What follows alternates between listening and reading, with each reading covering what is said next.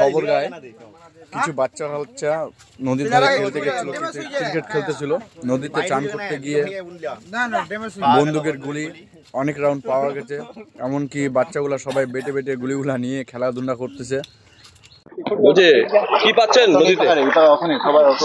Sir আমরা এটা দেখে আতঙ্কিত। এখানে গুলি পাওয়া যাচ্ছে, ছেলে পেলে বাইরে চান করছে, ক্রিকেট খেলতে আসছে। কালকে সন্ধ্যাবেলা থেকে খুঁজতেছি আমরা স্যার।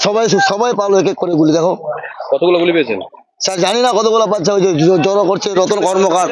কতটা হবে তা? 30-40 জন, মোটামুটি 30-40টা হবে গুলি। ভয় পাচ্ছেন আপনারা কি? না ভয় আর কি স্যার, আপনারা দেখেন। ওই জন্য আমরা পুলিশকে রিপোর্ট করলাম। আপনার মিডিয়া আছে, মিডিয়াতে রিপোর্ট করলো রতন কর্মকার।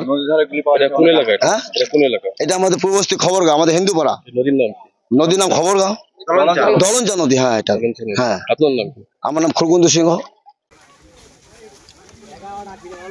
এখানে কোনো আগে পুলিশ ক্যাম্প ছিল? এখানে 21টা হচ্ছে, আর ওই পাড়ায় পাইছিল একজন, ওগুলো থানায় গেল জামা করতে। কটা পাইছিল?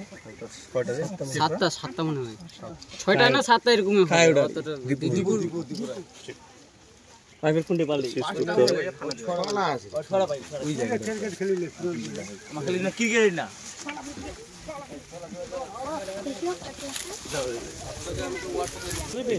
এখানে কোনো তুমি না আরেকটা ছিল যে ক্যামেরা ধরছিল ভাই, দিকে তো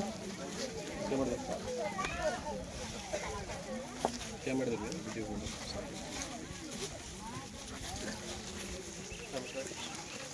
মাছ খেলে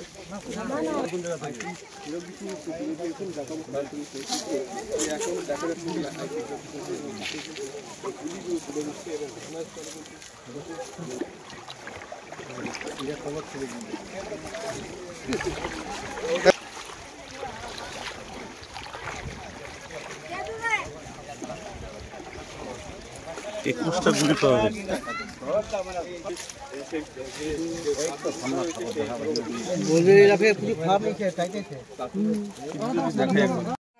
ভোরগাঁয়ে দেখুন, এই গুলিগুলার জন্য অনেক ছেলেপেলেগুলা এখানে আছে, জমায়েত করছে এই গুলিগুলা।